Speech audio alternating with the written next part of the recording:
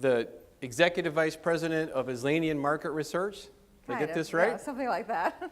Actually, Executive Vice President of Education Dynamics, but Aslanian Market Research is part of it. So. Education Dynamics, Whatever. Aslanian Market Research is part of Education Dynamics. Carol has a long history in adult education, worked for the College Board for many years, then founded her own company and does market research. She's done studies for over 200 colleges and universities with her firm, Aslanian Market Research, so we're glad to partner with her.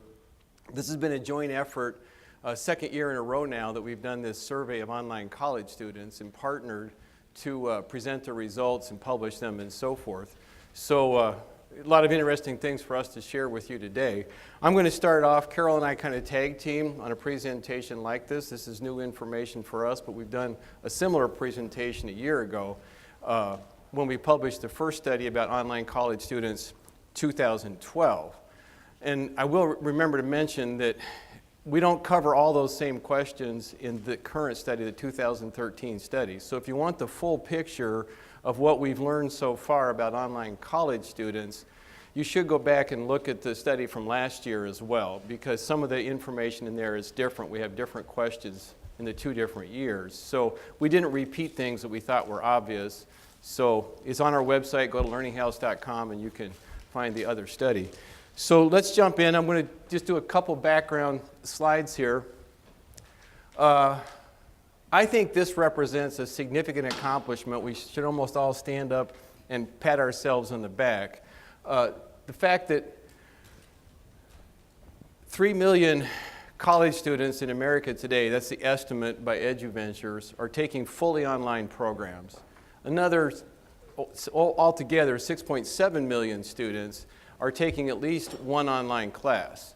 And when you go back 10 or 15 years, those of you that heard Art Kirk when he started about 15 years ago building online programs for the first time, there were very, very few. I mean, that orange bar would be down to almost nothing, and the blue section would be very, very small as well.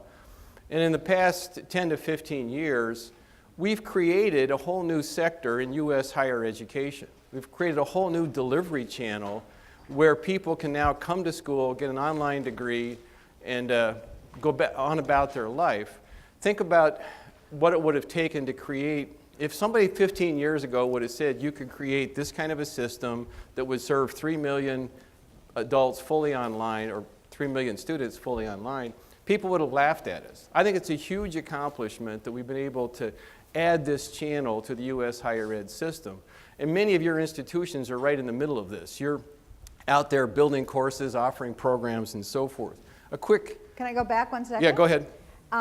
Yesterday, I just saw, if you can go back 1 slide, I saw a new report that came out that said that 32% is now up to 45%. You see, really? Statistics are always about 2 years behind the times. So, you know, we're really, that's the way iPads and everybody collects it. But this particular research report is saying that there was a 96% jump over 5 years in students who take 1 or more courses. So that 32% today is 45%. So more and more individuals on your campuses, because you're offering those courses, are taking at least one online course around within their curriculum. So we're jumping already. Yeah, and this is in the context that for a couple years now, the overall college student population has shrunk.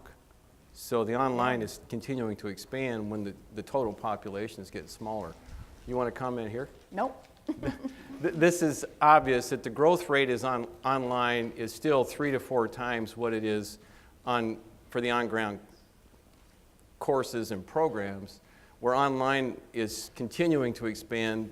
The face-to-face or the on-ground is shrinking just a little bit right now. So a little bit of history. Carol and I were both involved in online education through the decade 2000 to 2010. I was in the for-profit sector building online programs and classes. You remember those were kind of the gold rush days of online, and some of the people in the room, like Susan, were in this as well.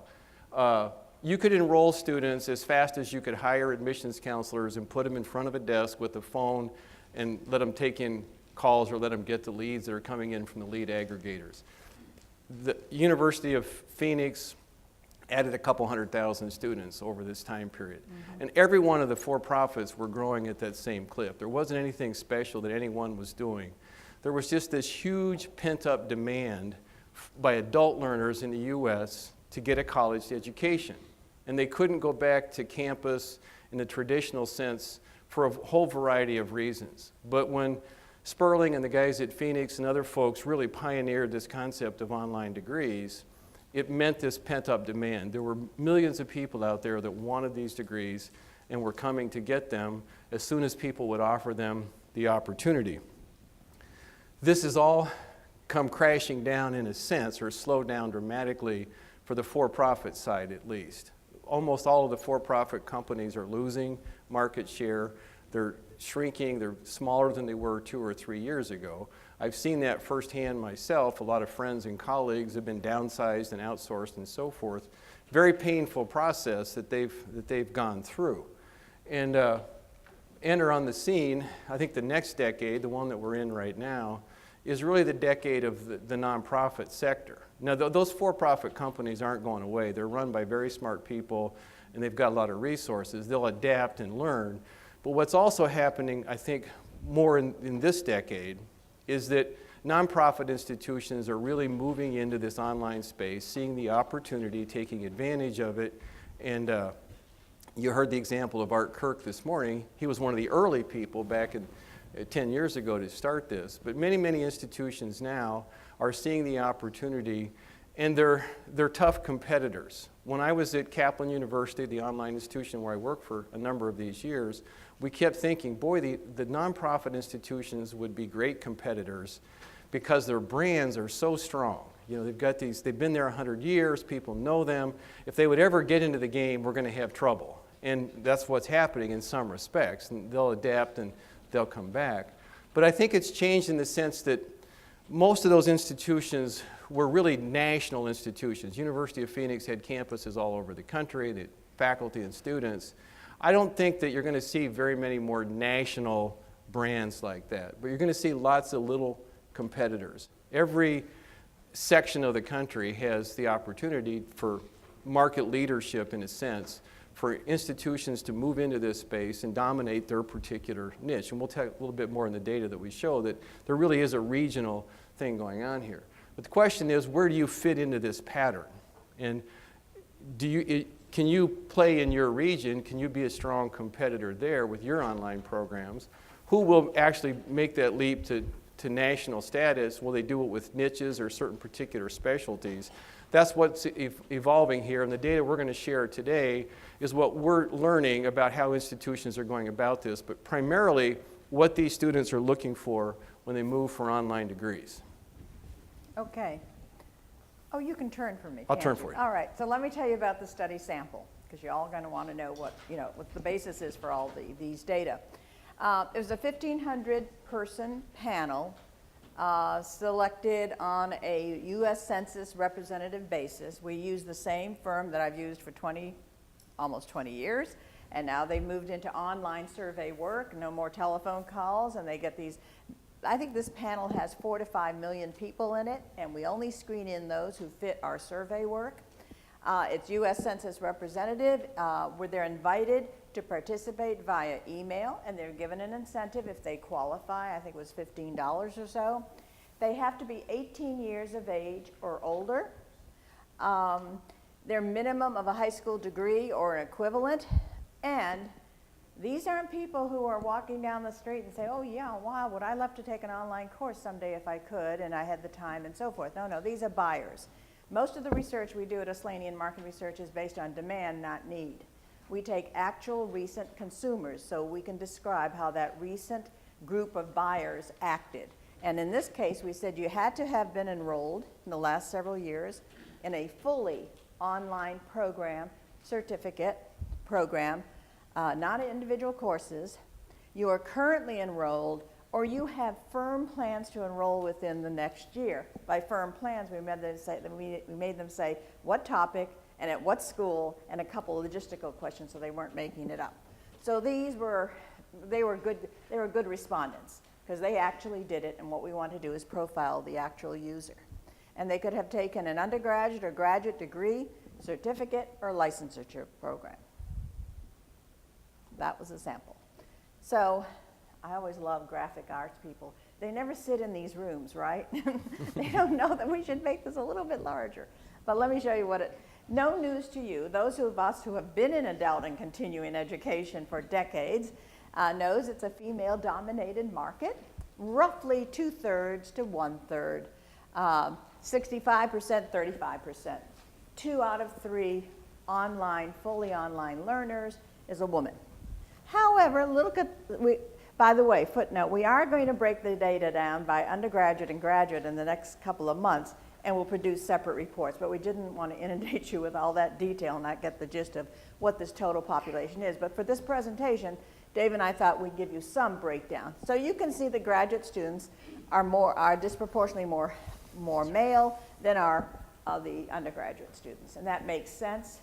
It tends to be that way, and for our regular programs, and follows suit here. So we're looking for more than not a female, needs to go back to school and has to do it fully online. Now here to me and to Dave is the fascinating news of this study. Would you look at the first row? And this was true 2 years in a row, last year and this year. What are you all doing showing that middle-aged woman sitting behind a computer with 2 children in her arms, waiting to go back to the office? When we've got, if you look under 30, we have 35% of the market is under 30. Does that surprise you? I called 2 of the biggest for-profits last year, remember, Dave? Mm-hmm. And I said, give me the count under 25, give me the count under 30. Followed suit. Called one of the biggest. Yeah. We thought this data was wrong, that something happened with the sample. We were so scared that it was wrong. We said, oh my God. But no. So what this says is we have a very segmented market here. You can't show older, middle-aged women all the time. You got to show, and guess why this is happening? We see it all in our market studies that we do for individual colleges. Why are we getting younger people in this marketplace? Cost. They want to, well, we're getting a more diversified younger population, right? They don't do what I did when I went to college, packed my bag, went off for 4 years and stayed and finished in 4 years. No.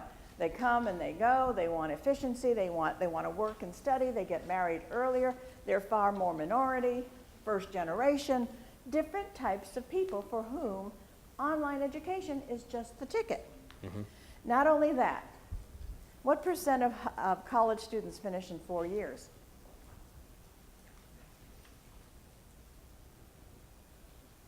50%.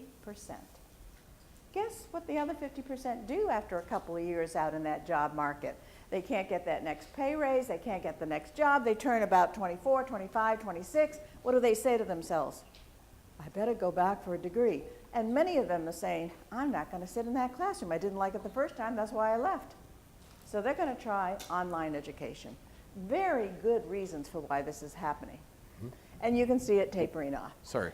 Okay. The median income is about $55,000, which is a bit lower than we saw last year. Mm-hmm. But we're not making pattern generalizations yet till we do 1 or 2 more years. But there could be a good reason why the income is lower, since we're still in this recession and the job market is what it is. So you will find later this all adds up to a huge, biggest concern for tuition and fees. Okay, any other demographics? Okay. You know, I want to say only half are working full-time. Isn't that interesting? So some of them are coming back with a lot of time on their hands. They can study during the day. They can do what they want on the weekends. 25% are not employed. So I am hypothesizing that those 2 dimensions, the part-time and the non-employed, was higher in this year than it was in previous years. And what they want to do now is to efficiently and with as great a flexibility as they can get that degree and credential to get back to full-time work or to get a job in the first place anyway. In all these data, by the way, those of you who are in marketing and advertising and promotional work, you can imagine the slogans, the campaigns you'd want to mount to attract these kinds of people. Highest level of education. Okay. Well, What would this say to you if you look at this, 70% have been to college already when they started. The question was, when you began your online program, what was your level of education? Tell me about 70% having 1 or 2 years of college or more. What is that saying to you? One thing, it fits that pattern I just told you about. They began and they stopped. But what else does it say? They got credits in their back pocket. Guess what? You're very stingy on reciprocity of credit. And that's exactly what they want, because that means time and money. So if I had an ad to create tomorrow and say, bring your credits over to our place, we are very friendly. Look at how many of them are going to come with credits. Now, what about the people with bachelor's degrees and some graduate courses? What are they doing there in undergraduate study? Those in continuing ed know. They majored in history or fine arts, and they got to come back and go into accounting or physical therapy, okay? So they're redoing. And the online just fits the bill. These are the grad students.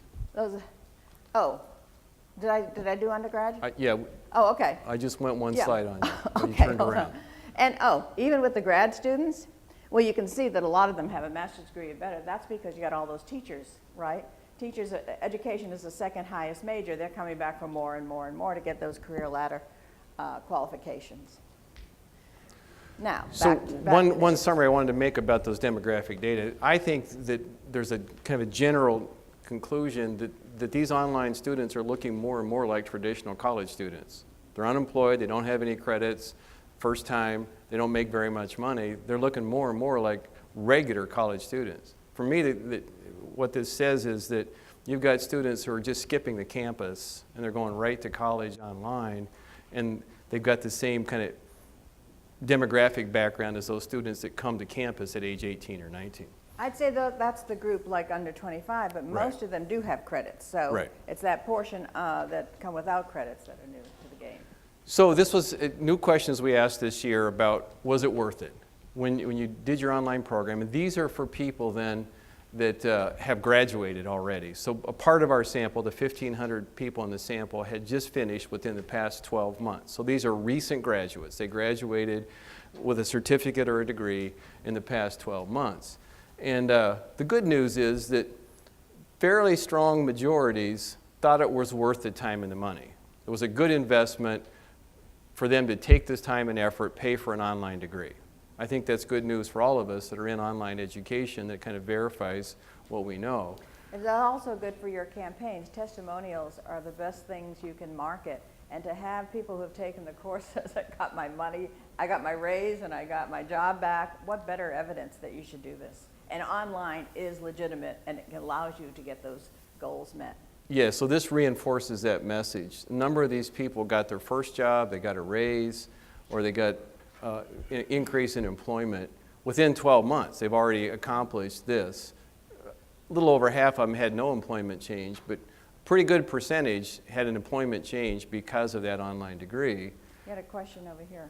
Yeah, go ahead. I was just wondering, looking on page 7, which is a reflection of the last 2 slides, is there a one-to-one relation? Did the question have such a relation? Did online courses actually give rise to the salary increase or promotion, or was this just within this 12-month time frame? Yeah, we didn't ask the students to the respondents to give a reason for why they thought that. This was something that they recorded had happened to them. Yeah, So- I think it was a correlation. Right. Since gaining your degree, did you? Yeah. And so a significant number got pay increases and promotions. I'm sorry, especially when you look at the grad students, you see more of this because obviously they just finished that graduate degree and they're getting immediate benefits from that degree, or pretty quick benefits in raises and promotions at the graduate level. And by the way, we're happy to have questions, so feel free, like this gentleman did, to raise your hand or to interject as we go. I just want to make a point to go a slide back. I don't think 56% that no employment change in our economy is bad. And that could be people that have gone back to retain their job. We're seeing that a lot in our BSN market. That's a very good point. Yeah. And I think you're picking some of that up, and we're saying, oh, it's not a quota change, so that's not a gain. Though keeping your job is a gain. Sure, protecting where you are in the workforce. One of the categories we use in our individual market research studies is keeping up with my job, and that could be that final category. You can't stay still to keep the same job, and I think that's what that meant. Sure, and if you gave 2 years, these numbers will go up because they'll have more time to do it. Comment? Yes, a couple of the education journals just recently came out with study data that shows that there's still a negative viewpoint from the employer side We'll get to of that. these higher ed or an online degrees. We're going to talk about that. I think it's coming up shortly. We don't show that slide here. There's a Oh. question about that in the study, but do you Yeah. want to comment on it, Carol? Yeah, we asked them to rate the perceptions of influential others, friends, family, Employers. other students, and employers. And the first 3 got higher ratings. They least thought that employers perceived it well, but it was still above the average. So it was in 3 out of 5 points. It was 3 something. And we just did a study in New York City for NYU. We went to 100 different Fortune 500 companies to see what their tuition reimbursement was, because if you're NYU and you charge $5,000 a course, you want to make sure which companies to recruit from. And 99% of them supported online courses with their reimbursement. So that's, yes, no, online courses, but they all added up to a degree. They don't keep count of that. They just they fund you by course, but they do fund online courses, which is far higher than we saw 5 years ago. Well, Carol, some degrees, you can't tell, it's not indicative. Yeah, they actually, how many people here? You're, sure, you're absolutely right. How many people indicate on their degrees, diplomas, that was taken online? I don't think, does anybody? There's a difference between saying my degree is from Kaplan versus my degree is from NYU. Yeah, and I think that's the revealing part. What they say, University of Phoenix, everybody thinks University of Phoenix is online. If you say Kaplan, they think you're online. So that was where we had earlier concerns. Now, I think maybe Kaplan just says Kaplan. Kaplan doesn't say online university. Kaplan says Kaplan University, University of Phoenix. But in their minds, it's online. My personal opinion, it's going downhill. Because when you go out to business and industry and want to do contract training with them, they love online programs, don't they? So the next big section of the survey was about the intended credential. Why are you coming back to school? What do you want to do? And a significant percentage of these students are in certificate and licensure programs, short-term programs that they're going to either top off a degree with a certificate or maybe use that certificate to start into a graduate degree program. You can see 21% associates, and then the master's degrees up here. I just want to call out this little mark that kind of gets ignored a lot, the doctoral program. And I think personally there's a significant opportunity here for many institutions at a conference like this to think about doctoral degrees, professional doctorates, and it's something that more and more of our clients at Learning House are thinking about and considering. A few have launched. That field is pretty wide open right now. There's a couple big for-profits, Capella and Walden, that dominate that space in the online area, but it's an opportunity for many institutions. North Central University is a for-profit school that only does graduate study. They have 9,000 students, and 90% of them are doctoral students. So they found a nice market niche there, and things are going fine because that's the area that you all are least able to respond to at this time. The only other thing, if you go back 1 second, the only other thing was, I'm surprised the certificate area isn't larger, personally. Because one of the questions that Dave had us ask was, if you were in the undergraduate world, did you do certificate work before or after your undergraduate degree? And most people said, I did it before. So we're all thinking that certificates are great, smaller bites of instruction for less costs that you can come in and out of that add up to a degree. They're called the stackable certificate idea. Right. Many of you, how many people are doing that? Not too many. And that's why we're not seeing as much with the data, but we know their preference. They would like to, especially with the new populations coming in. You know, give me something to hand over to my boss right away. I'll come back in 3 months, I'll do another one, and will that add up to a degree? It's a great product line. David. We're trying to, curriculum-wise, trying to actually replace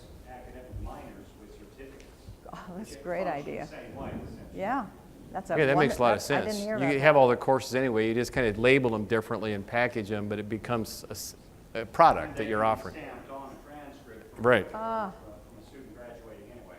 that's good. Excellent.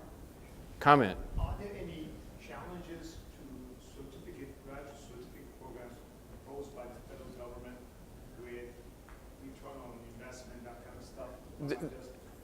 There are some, I'm not 100% clear on all the regs because they keep changing, but there are, for certificates now to be eligible for Title IV reimbursement, they need to be approved, whether undergrad or grad. Yeah. So there's a little step you have to go through to do a certificate, but it's not difficult. So field of study. This is a big section of what are these students studying, and the headline last year and the headline this year is business, business, business, business. When you look at the breakdown here by disciplines, business, and this is the undergraduate students, dominates, and you can see how the other areas break out. So when you think about this, I always encourage schools, think about business because it's such a big field. I'll show you the graduate data is next, and it's even bigger in business at the graduate level. Here, the education people come up quite a bit. I'm trying to think where to get the right color here, the purple. Obviously, because teachers go back and get those master's degrees. And something to think about, though, is as I work with different schools, and Carol, I bet you see this too, it's not just one big degree here. Oftentimes what an institution will do is start with that bachelor's in management or that bachelor's in business, and then they do a few certificates in business, and then they do a bachelor's in human resources, and then they do a bachelor's in marketing, and then they do a bachelor's in some other aspect of business. So they keep slicing up that business pie into smaller chunks to appeal to more specific markets, but to get those students to come to the program. So it's not as easy as it might seem to just do business, because it gets more complex as you start subdividing. Something to say about education, though. I think 12% is low for education at the graduate level. You all had that as your bread and butter account at graduate school. Now you're seeing graduate education is coming down in popularity because of all the different rules statewide.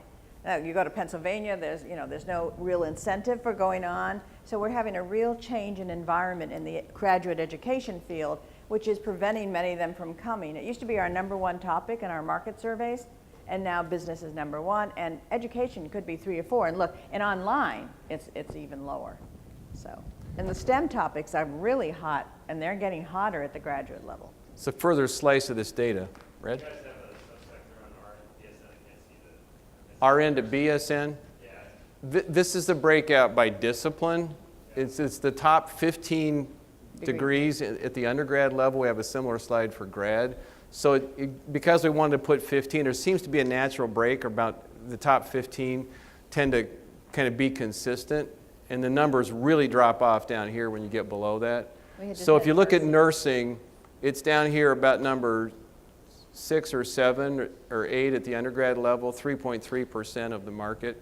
That's mostly RN to BSN because that's the kind of degree you can do online. It's very difficult to do a traditional RN degree online, but you can do the BSN part of it online pretty easily. I'm just kind of surprised that RN, BSN, if that's the right proxy for we have nursing, actually.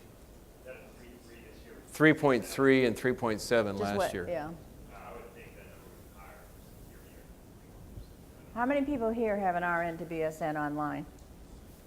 And is the market flat, up, down? What? Ours is up.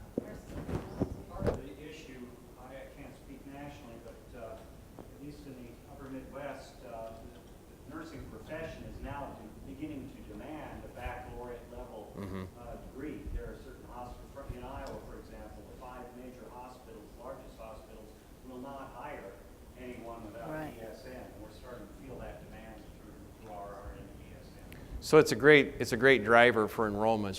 Those people are going to continue to come back. Absolutely. Yeah. This is the graduate breakdown, same level. Again, business administration dominates here, and then you see other business areas like accounting and business finance coming in.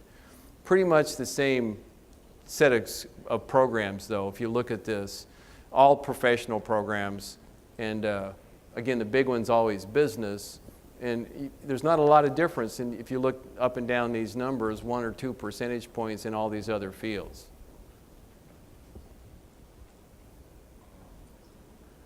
So we asked a MOOC question. Everybody wants to know about MOOCs, right?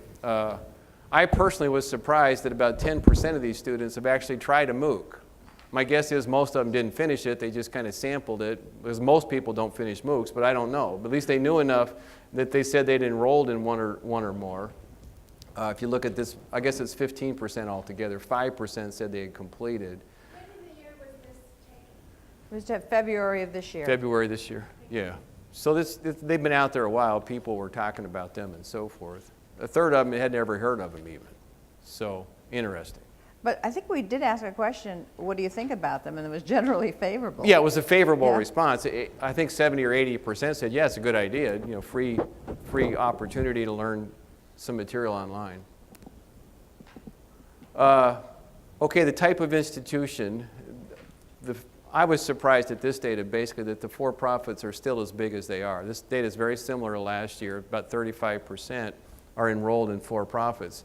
With what I said earlier about the for-profits having difficulty in losing enrollments and losing size, I would have thought this would start to shrink. But in our data, it hasn't happened at this point. I think Don't it forget, will. we got people 3 years back, too. Yeah. I think in the next year, we're going to see I think you'll start to real see this decline. shrinking and getting smaller. I believe that numbers are pretty close, that about 10% of all college students are at a for-profit institution. If you have 35% online, they're really outrepresented in the online environment. And as more and more nonprofits, like most of the institutions represented by you folks, move into online, you're going to see that shrink back, I think. And again, the publics are still the biggest player in this space. 45% of these students are enrolled at a public institution. There's far fewer public institutions. They tend to be larger, but they really have the lion's share of these online students at this time. Andrew, you're here. Raise your hand. Andrew is our research analyst that helps us do this. We're also doing a survey for 2 professional organizations, the American Association of State Colleges and Universities, ASCU, and for the Council of Independent Colleges, CIC. And when you look at that data, most of the public institutions have fully online degrees. One of the questions we ask is, do you have a fully online degree at your institution? And almost all of the publics have fully online degrees that are offered at their institution. When you look at the CIC data, the private institution data, about 20% don't do anything online, not even a single course, and another 20% don't do online degrees. The big difference between the private sector and the public sector from that data that we're looking at in terms of who offers online programs and who's moving into this territory. You take UMass online, public, you take University of Maryland, University College, and Right. you've got like There's 150,000 students There's some right large there. ones, yeah. So they're accommodating larger pools. Yes? I would think, propose anyway, that something that I'm starting to see linking some of these various statistics is over the last 5 to 7 years, the branding of online programs is becoming more and more important. It's reflected in your flagship universities as they get into online. They're competing with Phoenix and Kaplan. But for us smaller ones, that is, I think, an increasingly more important aspect as we move in. Absolutely. Is the branding of the program with the institution. That's Right. That's what businesses will follow. Yeah. Even the MOOCs could do that. When you hear Stanford, Harvard, MIT are doing online courses, that you hear that. And you say, oh, well, they're doing it. Maybe, absolutely. This is interesting data that's pretty similar to last year. It actually shrunk a little bit, the number of students that go to a local institution. By that we mean a 100-mile radius from where they live. 70% of these fully online students are going to a nearby campus or a nearby institution. Doesn't have to be a campus. The question is if you have a center or a campus nearby. So a place like St. Leo's, we heard our talk this morning, they've got 30, 40 some locations. Those would all be a center. They may be within 100 miles of one of those locations, not just the home campus. But so it shrunk a little bit. It was almost 80% last year in the survey. But still, it's a dominant part of this group looks to a local institution. There's some good reasons for that. Proximity matters, and I think the good news for all of you are you're all in a region, right? And if you take 50 miles of your campus, you got a pretty good population. And if you don't, then you can take a larger share because there are fewer colleges around. So why do they do this? Well, because number one, people know the name of your institution if they live within 100 miles. Number two, you got alumni. Number three, you got employers who know the institution. And number four, if I have any trouble, I can come over to your campus and argue with you or discuss something. So there's a lot of good reasons. That's why even Southern New Hampshire University, with all its national publicity and commercials and so forth, 75 to 80% come from the region. So I think it's a great advantage to people in this room that is a Susan, pattern. comment. That makes perfect sense, because what happens is a lot of the students want to take online courses, but they want their counseling and academic advising face-to-face. And so they'll come in and spend hours to just make sure that somebody understands their unique situation, so that they have the confidence. But then they want to take the courses online. So if they don't have a resource center, Something they can depend on. it really makes them nervous because they want their Right. advice to get. That's why I think Phoenix had 282 sites, centers, and locations over 2 years ago. Yeah. There's a counter trend to this too. I love this example. We have a partner institution that has a bachelor's degree in sign language. How many of you have bachelor's degrees in sign language? Guess where their students come from for that degree? Worldwide. Anywhere. We have a small partner institution that has a bachelor's degree in mining. How many of you have bachelor's degrees in mining? That's a very good You know, so there are areas, there's niches where there's kind of wide open territory where few institutions are in that area. So it's something to think We about. had a good example of that up in the University of Vermont. They wanted to put a sustainability certificate online. And you know, Vermont sustainability, oh, that was perfect. So they went, we did the analysis for them nationwide, which was smart. You want to talk about this Yeah. one? If you could read it. If I could read it. Let me get over here. Okay. So the question was, of course, a natural question, what are the factors in choosing a school, not the program, a school? Reputation, and then reputation, and then reputation is number the top, okay? Yeah. You got to have a good brand. Branding is very, very important. So you have met Major Pryor. Thank you, that's great with a little Yeah. light. No set class meeting times, so we want this asynchronous, right? We want, if you're going to go online, you want flexibility, you want convenience, so that comes next. Tuition and fees. Remember I said earlier, price matters? Maybe I didn't say it here, I said it someplace else. But price does matter more and more. You saw that medium income level at $55,000, $60,000. That's not very much. You have a child or two at home. And going down the scale, I'm still in the 30 percentiles, amount of transfer credits accepted. Very, very important. Do we have the slide, Dave, about portfolio? Okay, it's coming up. Okay, so they really want those credits because, what is it? Was it 80% of them had been to college, so they're bringing something in their back pocket?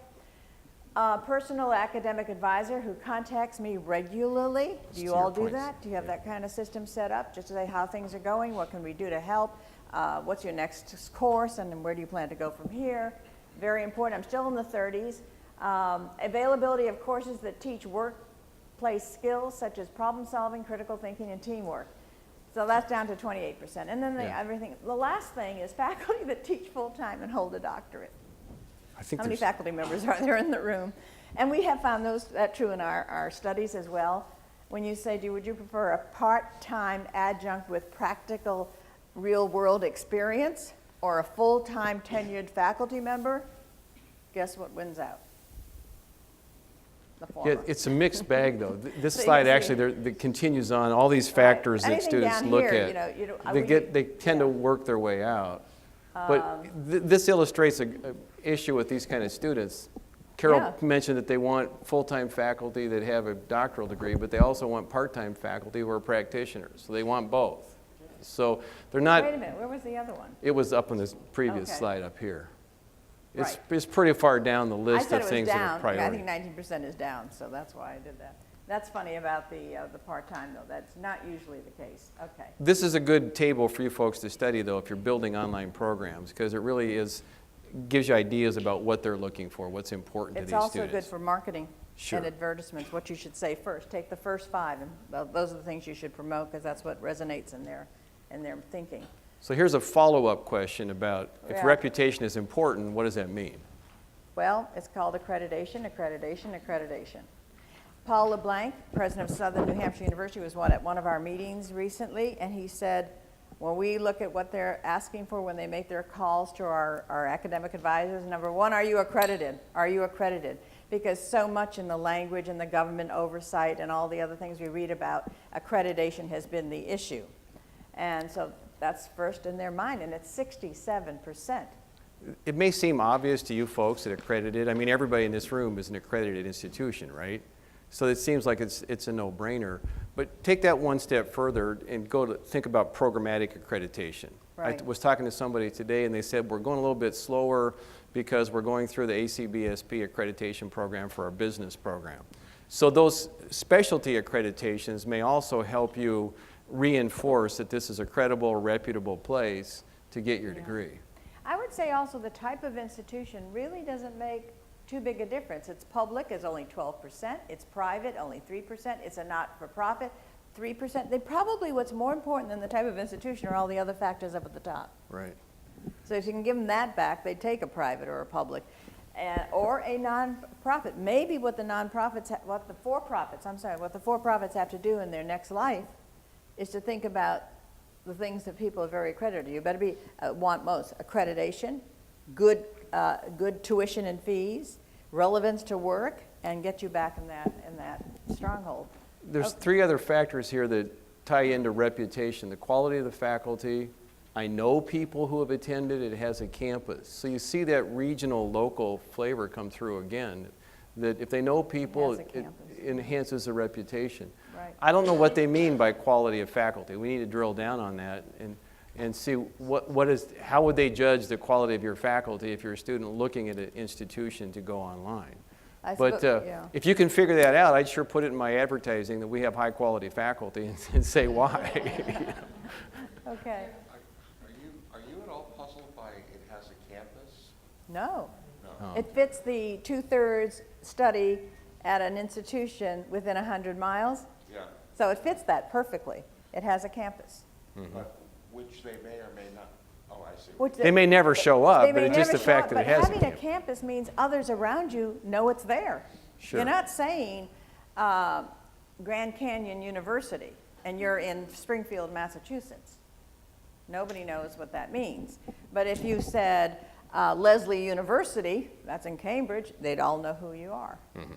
So that's what that means, yes. Brad. I'm just curious, and you're kind of getting at it, but it doesn't seem like you're asking specifically about outcomes as a barometer or reputation. It just seems like there's a huge thing missing from this. I assume this was, you established these choices, not, Yeah, this was Yeah, we did. this was ranking. is there any, What does reputation mean? right, just in terms of if someone's enrolling online, a lot of people are looking for career advancement or sustaining their position, that may be. So placement rate would be Pretty important. We placement can do rate that might be next a year. choice. We can do that Yeah. next year, actually. We can break down into some of these things that are more important than not and find out what do they mean by this. Right. That's good. Yes. One thing that's interesting, can you go back to that slide, is, and given I taught at the University of Michigan for 6 years, so you can just imagine the obsession with athletics. Speak up a little bit, okay? Yeah, you, here, one of the things, even though their institutions are nearby, Yeah. close enough, nobody said, which is so refreshing, athletics, or We didn't their ask Big that. 10, or something like that, because you indicated the percentage But that should- are under 30, and even in the 18 to 24%, and that really jumped out at me, because I taught at U of M, and they were just so obsessed Yeah. with it. But there's a lot of reasons listed there. Yeah.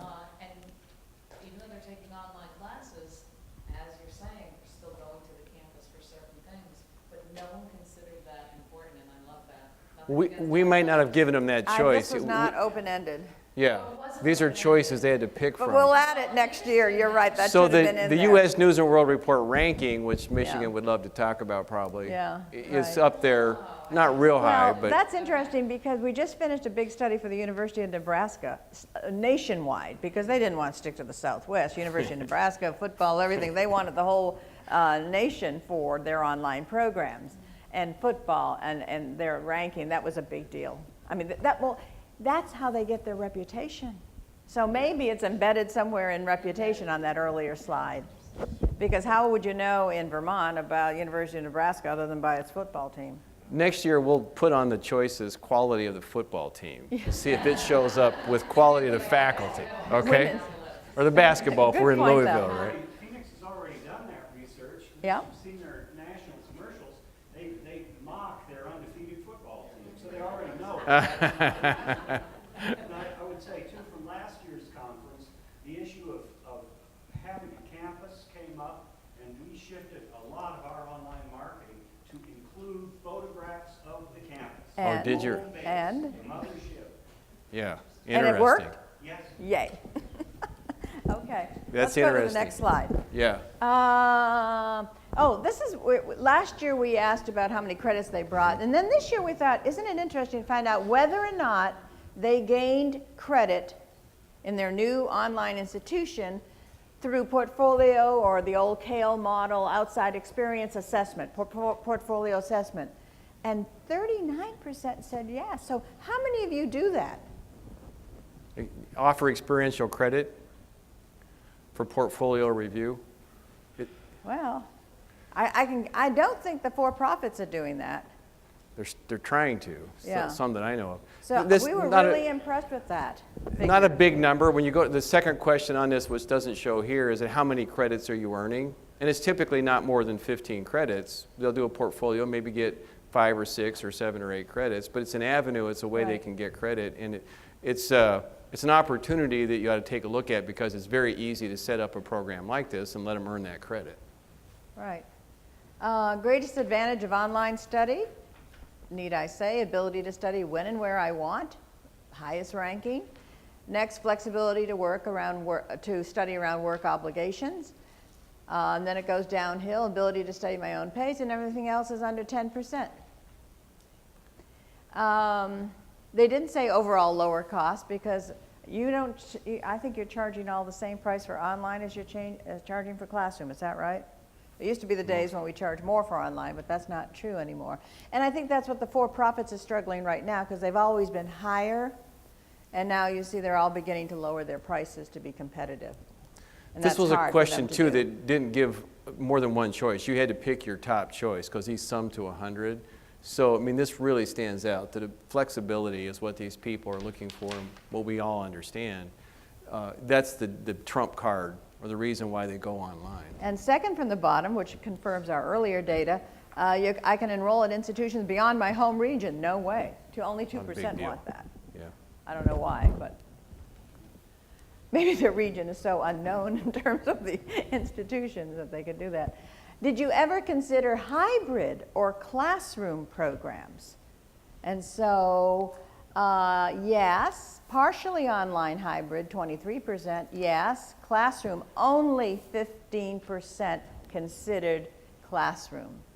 Yes, I considered hybrid and classroom, 18, but 44% did not consider classroom or hybrid. And most of them did not consider, large majority did not consider classroom. So we say this is a good captive market. They know what they want. Hybrid they can probably live with because they're within 100 miles of their preferred institution, so they said, okay, we'll come once every 3 weeks to class. I could live with that. But they are online bound. They are not classroom bound. So you can say to your academic deans, we're not taking your enrollment away. Keep bringing them into those day classrooms and let them sit there for those 50-minute classes 3 times a week and so forth. They're not our population. Remember the days when continuing ed had to rationalize that they weren't taking in the evening at a lower cost the day students. How many people remember those days? When the day faculty would say, my God, if evening courses are less in cost than ours, everybody will run to the evening. No way. Why would you go to the evening, get no advantage for scholarships, no discounting, and you couldn't study full time? So it's two different populations. That's what you have to teach your faculty and your administrators. We're not dipping into your pool, which is shrinking, by the way, but we're not dipping into it. Every institution that I've talked with at the Learning House, as they begin to think about online, they face this question that's called cannibalization. Yes, Right. but the faculty think it's going to cannibalize our day program or our regular program.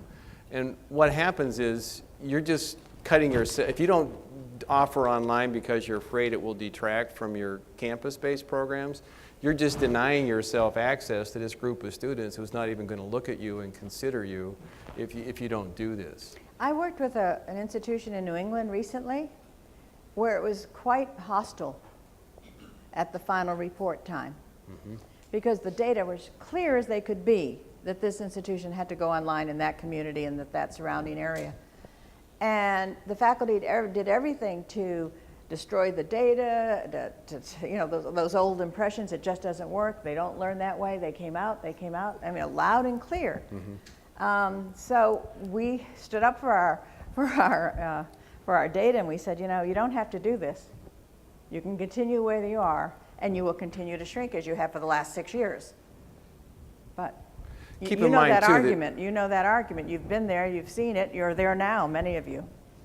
Keep in mind that this is a select group of students. These are people that have already committed to an online degree. So it's not the whole world out there, but there's a certain element that are only going to look at online programs, obviously. Yes, ma'am. Do you think there's some relevancy to the link between having an academic residency built into online programming? Do you think that it links to retention in any kind of way? Your online students wanting some type of opportunity? I mean, like low residence programs? How many have a no low residence program? Where you maybe come for a weekend or a couple Yeah. weeks, but not the full degree. Nobody does? You do? Since 1977, What's the institution? Howard College. Hiram? Oh, yeah. So do you think it makes a difference that they feel there's some ground activity? And is it at their time or your time? Do you specify when they should come, or can they? Every other weekend.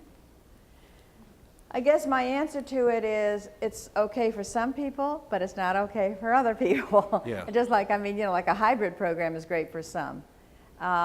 You'd have to take, what I would take is a polling and an analysis of my 150-mile radius to find out.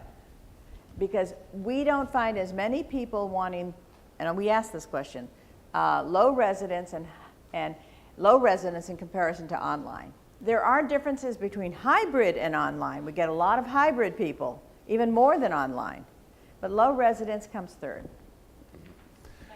Yeah, remember on the earlier slides about factors in selecting a college, the number 2 or 3 factor was they don't require any face-to-face activities. So that's a factor that's out there. That's right. But also those students, some of them wanted full-time tenure-track faculty and some of them wanted part-time practitioners. So it's not a one-size-fits-all answer there.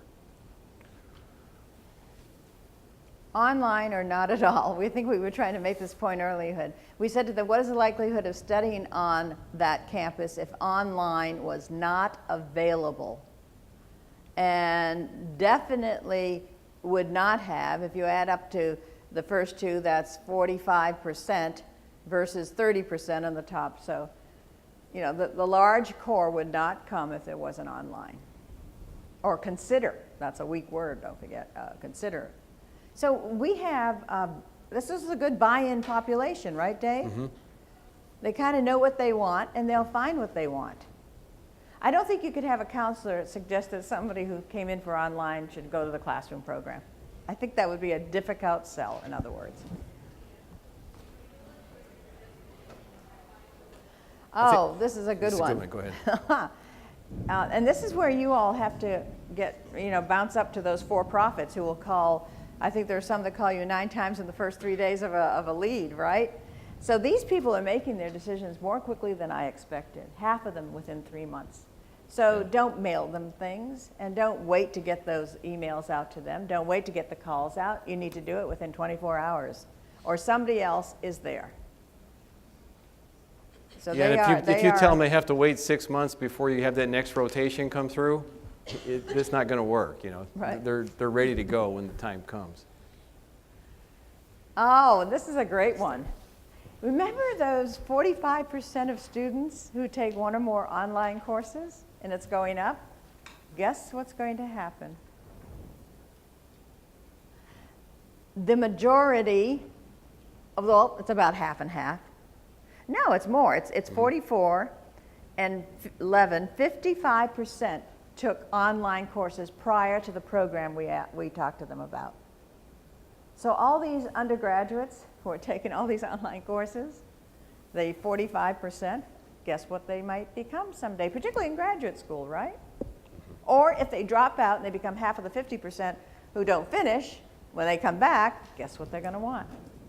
A great point to consider. So that's the summary of the data. The full report is available in printed form, and it's available on the Learning House website as of this morning. So if you want to download the whole study and read the details and so forth, you can go do that. We appreciate your interest and participation here today. We'll see you next year when we have round 3 of this data and some more questions and light to shed on this interesting topic. Thanks for being here.